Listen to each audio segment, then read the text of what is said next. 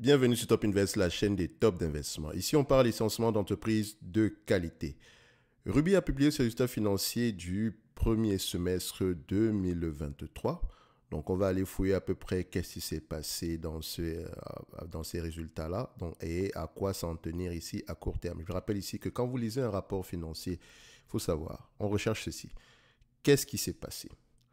Pourquoi cela s'est passé? D'accord. Par exemple, si le revenu est croissant, pourquoi? La raison est très importante. Ça ne nous sert à rien d'avoir juste la croissance du revenu sans raison derrière. Pourquoi cela s'est passé? À quoi s'attendre à court terme ici? Prend en considération les perspectives. Est-ce qu'on est optimiste, pessimiste? D'accord. Et quel est l'état d'endettement? OK? Voilà à peu près les 4 premières questions euh, auxquelles il faut répondre quand on lit les rapports financiers. D'accord? Quand on dit 4 premières questions, c'est un ensemble de questions. Principalement, ce sont ces 4 éléments-là qu'il faut rechercher. OK? Mais dans chacun de ces éléments, il y a des sous-questions qu'on pourrait avoir. D'accord? Ruby. Déjà, on va regarder le prix de l'action qui continue à décevoir depuis très très longtemps. Et on va revenir par rapport à ce prix d'action-là. Comme je l'ai toujours dit, quand vous êtes des investisseurs, ce qui vous intéresse, c'est la stabilité et la croissance des bénéfices nets par action. Quand on mentionne des bénéfices nets par action, ici, prenant en considération la stabilité et la croissance des bénéfices nets, même pas par action, parce que par action, ça peut être manipulé. En termes de volume, stabilité ou croissance des bénéfices nets. Dès le moment où on a cet élément-là, on est déjà correct. Maintenant, on ajoute à cela des perspectives d'avenir ici saines. D'accord? Pas forcément avoir une croissance de 50, 20 ou des choses comme ça, mais au moins avoir une stabilité au niveau des revenus attendus l'année prochaine, l'année prochaine, et ainsi de suite. OK? Donc, avoir une certaine visibilité par rapport à ces résultats-là. Donc, on va à peu près que le business soit prévisible, qu'on n'ait pas à avoir un business qui a des zigzags ou des choses comme ça, ou bien qui gagne beaucoup d'argent de manière temporaire. C'est pas très compliqué d'analyser une compagnie. OK? En tout cas, c'est les chiffres, ça va très très vite. C'est généralement l'explication derrière la compréhension du business model ici et la gestion de vos propres émotions. C'est ça qui est souvent difficile parce que parfois vous pouvez avoir raison sur une entreprise. Mais imaginez quelqu'un qui a acheté du rubis, je sais pas moi, en 2021, peut-être à 25 dollars. Aujourd'hui, on s'est négocié à 22 dollars. Ça fait combien de mois qu'il panique? Or, c'est la même personne qui vous dira ici que oh non, le dividende est là, etc. Je vais investir pour le long terme. Non. Le long terme est une succession d'événements à court terme. Ruby peut continuer à descendre même à 10 dollars, je n'en sais rien du tout. Ce qui m'intéresse avant tout, c'est est-ce que ce business-là a du sens? Est-ce qu'il y a de grandes chances qu'elle continue à rapporter des bénéfices nets au moins à ce niveau-ci? OK? So, on va lire rapidement cet article. Ensuite, on passera dans les rapports financiers. Ici, j'ai souligné 2, 3 éléments ici. D'accord? Et on va terminer par l'évaluation de la compagnie. Alors, on prend ceci. Le groupe de distribution et de stockage de produits pétroliers Ruby a précisé jeudi ses objectifs financiers pour l'année en cours après avoir enregistré une progression de l'ensemble de ses résultats au premier semestre. Donc, on a confirmé les objectifs annuels. Bonne nouvelle. Les plans ambitieux que nous sommes fixés pour 2023 se déroulent comme prévu, ce qui nous permet de disposer d'une certaine visibilité sur notre performance 2023, a indiqué le groupe dans un communiqué. En supposant que les conditions de marché restent stables, nous pensons pouvoir atteindre un résultat brut d'exploitation de 690 à 730 millions d'euros en 2023 et réitérons notre objectif de croissance de la distribution de dividendes en ligne avec la politique de distribution du groupe, a ajouté Ruby. Encore une fois, ils sont confiants. C'est bien. Mais n'oubliez jamais que la publication des résultats, parfois, c'est vraiment du marketing. D'accord? L'entreprise veut se montrer sous son meilleur jour, même si elle a de mauvais résultats. Donc, faites très attention à ne pas tomber sous le charme de très belles paroles. D'accord? Donc, également, le passif du PDG parle également. Il ne faut pas oublier cela. Donc, si vous avez un PDG qui a tendance à donner la bonne information, voilà, vous pouvez lui faire confiance quand il est très optimiste. On n'oublie pas qu'on doit également lire, on doit également écouter les conference calls. Donc, quand un rapport financier sort, on lit le rapport financier, on écoute les conference calls. Ça prend plus de 15 minutes et c'est chaque trimestre. Celui qui vous dit que ça va vous prendre 15 minutes par mois pour analyser quand vous allez monter votre portefeuille, bien quand vous aurez constitué un portefeuille qualitatif en action, il vous ment.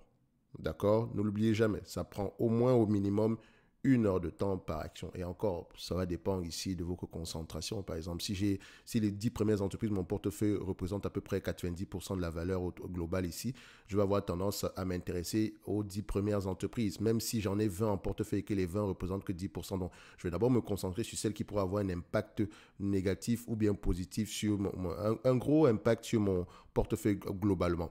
OK? Donc, ça prend du temps. Ça prend du temps.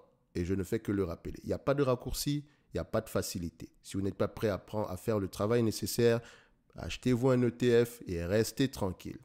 Si vous faites du stock picking, faites le travail qui vient avec. D'accord? Parce que le but est d'être indépendant. Il faut penser par soi-même. D'accord? N'épousez pas les idées de quelqu'un d'autre avant d'investir. D'accord? Vous devez investir avec conviction. Et pour bâtir une conviction, vous n'avez pas le choix que de lire. Parce qu'en période de turbulence, si quelqu'un est optimiste sur Ruby, quelqu'un d'autre pourrait être pessimiste. Et si vous-même, vous ne savez même pas, si vous n'avez pas fait vos propres devoirs en tant qu'investisseur, vous serez perdu. Lundi, vous aurez envie de vendre. Vendredi, vous aurez envie de racheter. D'accord? C'est ce qu'on appelle une girouette. Et il n'y a pas de place. Les girouettes se font tondre en bourse. OK? Faites très attention. Ne soyez pas des girouettes. Lisez vos rapports financiers. D'accord? Lisez vos rapports financiers. Je parle de Ruby ici parce que vous allez voir que sur les mois précédents, combien de fois on a fait des vidéos sur Ruby? Combien de commentaires? Allez sur n'importe quel forum, vous verrez toujours des messages sur Ruby chaque semaine, chaque mois. On dirait que les gens ne font pas le travail nécessaire derrière. Et la situation de Ruby n'a pas changé par rapport à la situation, par rapport à l'année précédente. Ça reste la même chose ici. Parfois, il y a des gens qui ont des réflexions. Vous savez clairement que la personne n'a pas lu les rapports financiers. Quand quelqu'un va vous parler ici je prends un exemple bête, des revenus de Ruby. Ça ne veut rien dire, les revenus de Ruby. Oh, les revenus ont baissé. Oh, les revenus ont augmenté. Vous savez pertinemment en tant qu'investisseur de Ruby que ce sont les volumes, d'accord, et la stabilité de la marge brute qui comptent. Parce que les revenus peuvent être croissants de, je ne sais pas moi, 50%, pourtant la marge brute diminue. Tout simplement parce que Ruby vend des produits pétroliers. Quand le prix du pétrole est à un niveau élevé, on aura tendance à avoir des revenus élevés. Or, si les volumes diminuent, ça a un impact sur les marges brutes. Parce que Ruby, qu'importe le prix de l'énergie, si Ruby prend sa commission. Donc, tout est une question de volume. Donc, quand vous allez voir ce genre de réflexion, vous savez personnellement que la personne n'a pas lu. Et vous, même si vous n'avez pas lu, vous ne pourrez même pas savoir si c'est vrai ou pas. Et vous allez vous mettre à paniquer pour rien du tout, alors que ce n'est pas une information importante. Posez les bonnes questions, vous aurez les bonnes réponses. Apprenez à poser les bonnes questions, à y répondre et à y répondre vous-même. C'est très important. C'est très, très, très important. OK? Vous allez peut-être voir ici les commentaires, je les ai volontairement bloqués parce qu'après, ça revient à la même chose, on pose toujours les mêmes questions. OK? Donc maintenant, je sors la vidéo, le commentaire, il est là, les commentaires sont bloqués. Au moins, vous savez, vous prenez ce qui vous intéresse, vous laissez ce qui ne vous intéresse pas. OK? Mais n'oubliez jamais d'aller faire vos propres devoirs. Évidemment, vous pouvez commenter sur les anciennes vidéos. Donc, lisez vos rapports financiers. D'accord? Avant de faire cette vidéo sur Ruby, j'ai au moins reçu une centaine de demandes uniquement sur Ruby. Alors que la dernière vidéo qu'on a fait sur la compagnie date de moins de 3 mois ici aujourd'hui. Et encore, on n'a même pas sorti de rapport financier entre-temps. OK? Donc, je ne vois pas quelle était l'urgence d'en parler puisque la situation n'a pas changé. Écoutez vos conférences call. Très important. Bon, c'était le coup de gueule de la journée. On continue. Donc, le résultat brut d'exploitation du groupe s'est établi à 409 millions d'euros au premier semestre, soit une progression de 30% par rapport au premier semestre 2022. Le résultat opérationnel courant a dans le même temps augmenté de 32% à 323 millions d'euros. Hors effet de change lié notamment à la baisse des devises nigérianes, le résultat brut d'exploitation et le résultat opérationnel courant ont progressé respectivement de 22 à 21%. Donc, il y a eu un effet positif au niveau des taux de change. Et ça, ça varie. Le trimestre précédent, c'était un effet négatif. Celui-ci, c'est positif. Mais il faut toujours prendre en considération, il faut toujours enlever cette variation extraordinaire-là parce que ça peut fausser les résultats. Donc, le chiffre d'affaires ici, qui peut varier fortement avec le cours du pétrole, a atteint 3,2 milliards. Donc, vous savez ici, ça, ce n'est pas important. D'accord? On se concentre sur les volumes et les marges brutes. Ok, donc le bénéfice net est ressorti ici quasiment stable à 111 millions d'euros contre 170 millions d'euros un an plus tôt. Rubis a confirmé qu'il visait une hausse des bénéfices nets en 2023 après dépréciation des écarts d'acquisition. Donc voilà à peu près le communiqué rapide. Mais en tant qu'investisseur, vous lisez les rapports financiers et vous écoutez le conference call.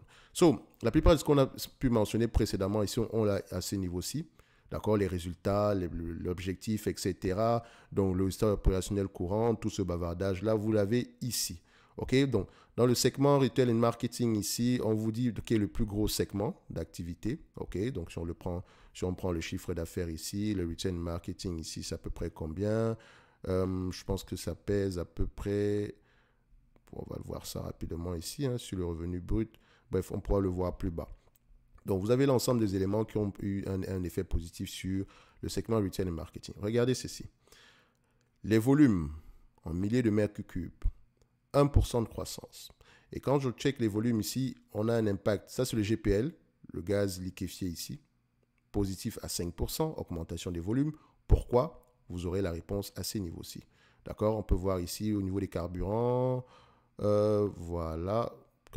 Les carburants sont là, le bitume il est là, je pense que le GPL ici c'est quelque chose qui concerne ici le Kenya, etc. Si je ne me trompe pas, observez, ok, les carburants, marge brute. Donc on dit ici les volumes, par exemple les carburants, les volumes réseau, stations, services, etc. qui représentent 65% de la marge brute au premier semestre sont stables par rapport au S21, au premier semestre 2022. La marge brute a augmenté de 59% grâce à la bonne performance de la zone Eastern Caribbean où les marges ont augmenté de manière significative, en particulier en Dominique où les opérations ont repris en 2023 et au Guyana.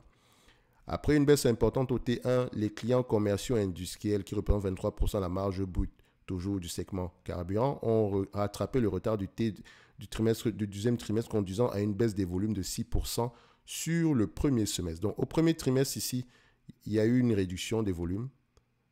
On a rattrapé ce retard au trimestre suivant, mais ce n'est pas suffisant pour les 6 derniers mois. Donc, la baisse de la marge brute est maîtrisée à moins 4% en glissement annuel. Okay? Donc, ce segment-ci, je vais peut-être regarder...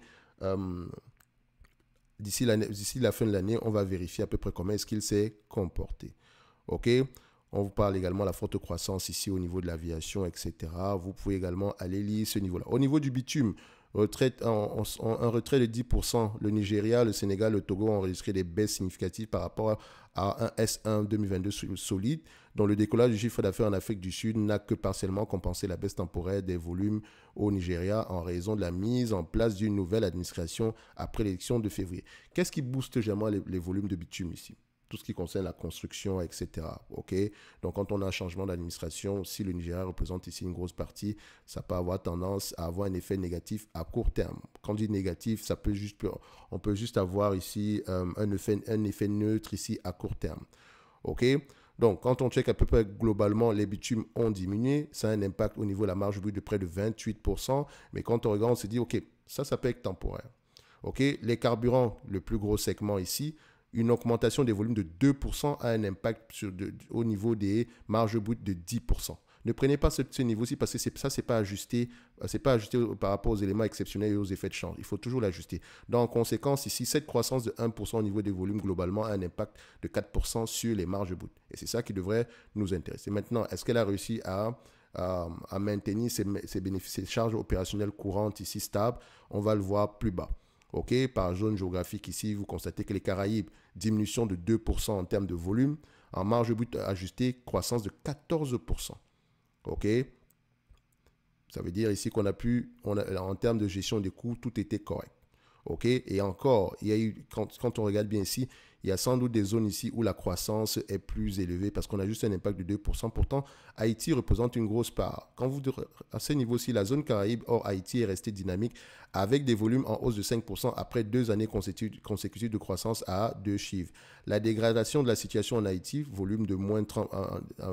la diminution des volumes de 30% a affecté la tendance des volumes dans la zone géographique, donc à hauteur de moins 2%.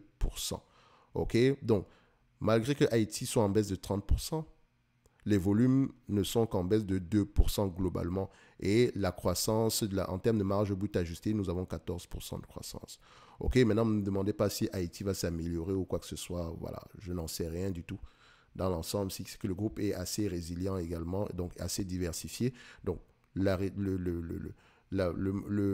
mauvaise forme d'Haïti en date d'aujourd'hui n'impacte pas globalement le groupe, ok? Même si on aurait aimé que ce soit plus positif que ça.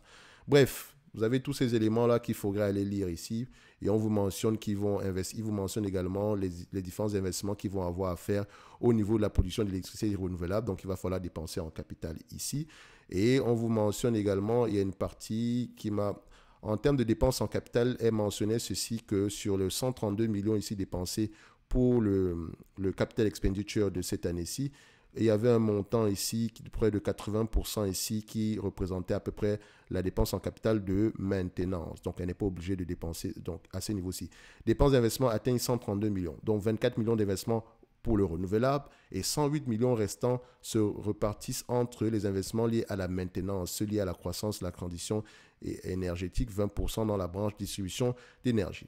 Donc, techniquement, dans le 132 millions, on peut avoir juste une centaine de millions aurait suffi. La différence ici provient ici de la dépense en capital de croissance qui est généralement, voilà, comme son nom l'indique, c'est quelque chose, on n'est pas obligé de le faire, mais il faut le faire quand même si on veut continuer à générer de la croissance. Ok, donc on peut toujours couper cette dépense-là.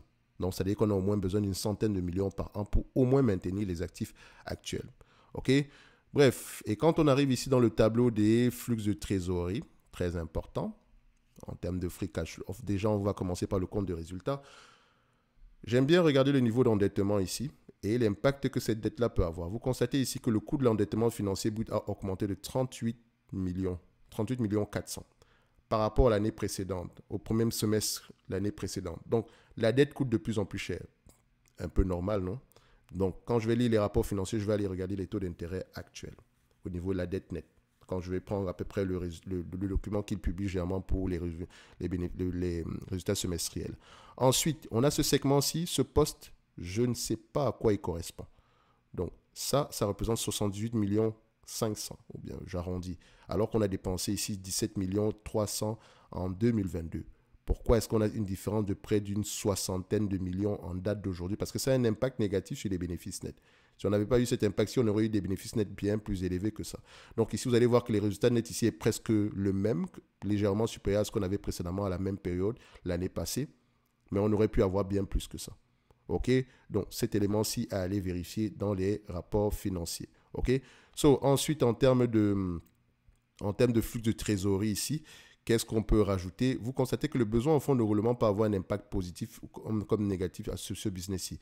Ici, par exemple, l'incidence du BFR l'année précédente était de 178 millions. Aujourd'hui, il est de 48 millions, donc soit à peu près une différence de 130. Et vous voyez que parfois, il faut ajuster par rapport à ce qu'on a souvent en moyenne ici. OK?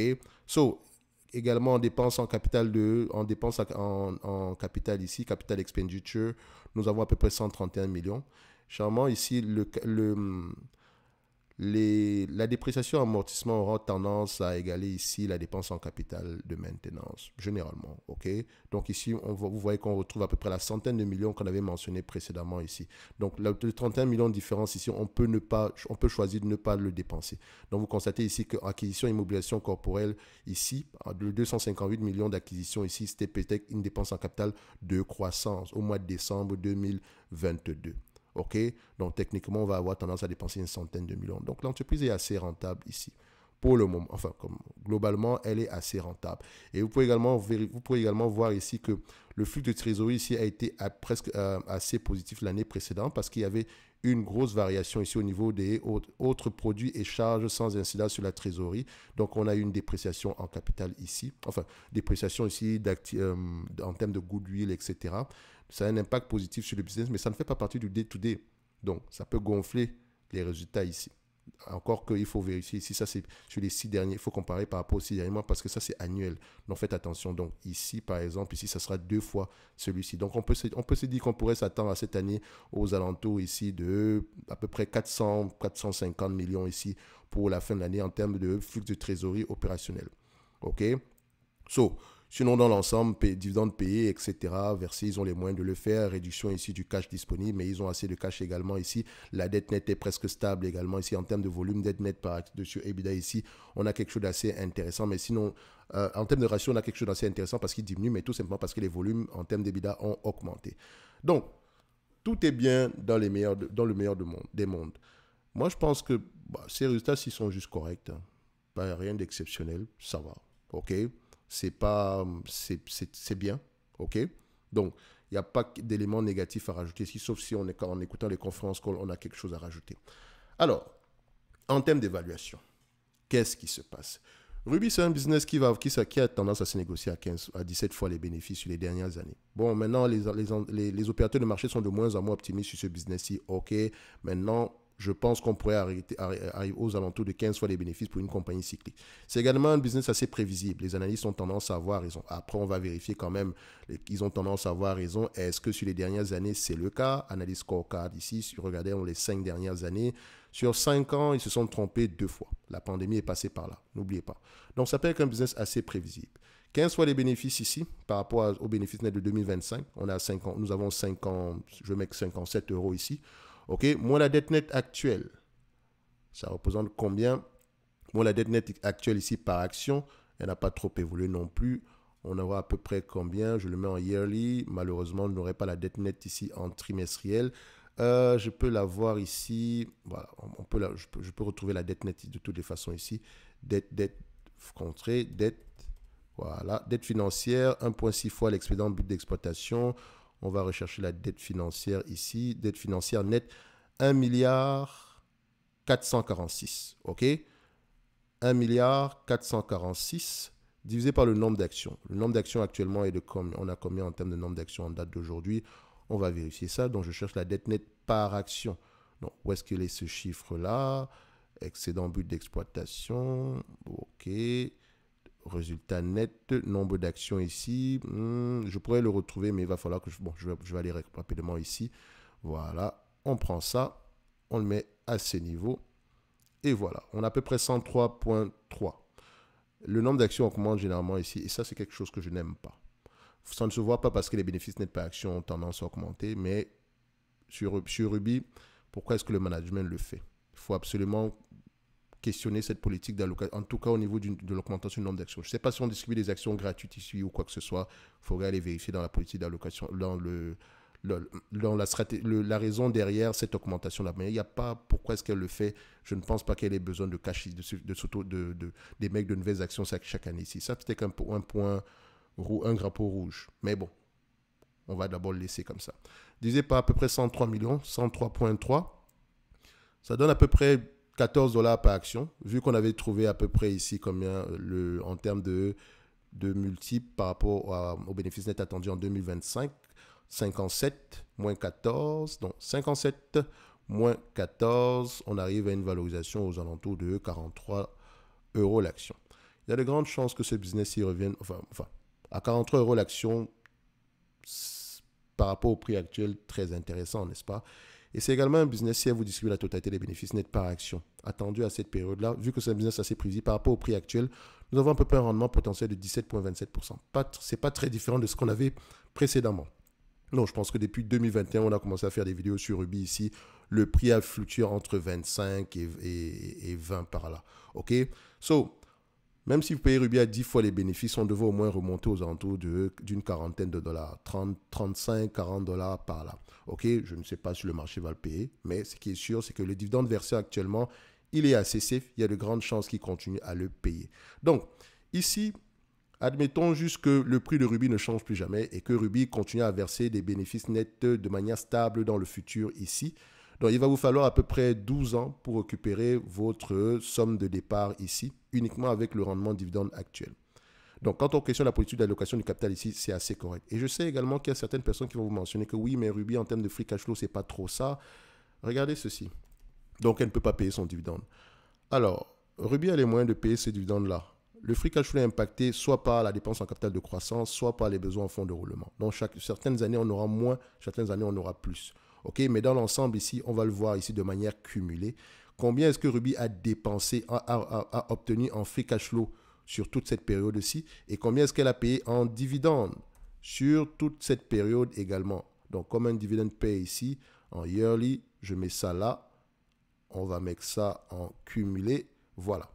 Donc, sur les 20 dernières années, Ruby a rapporté en free cash flow 1,750 milliard. Elle a payé en dividende 1,430 milliard. OK.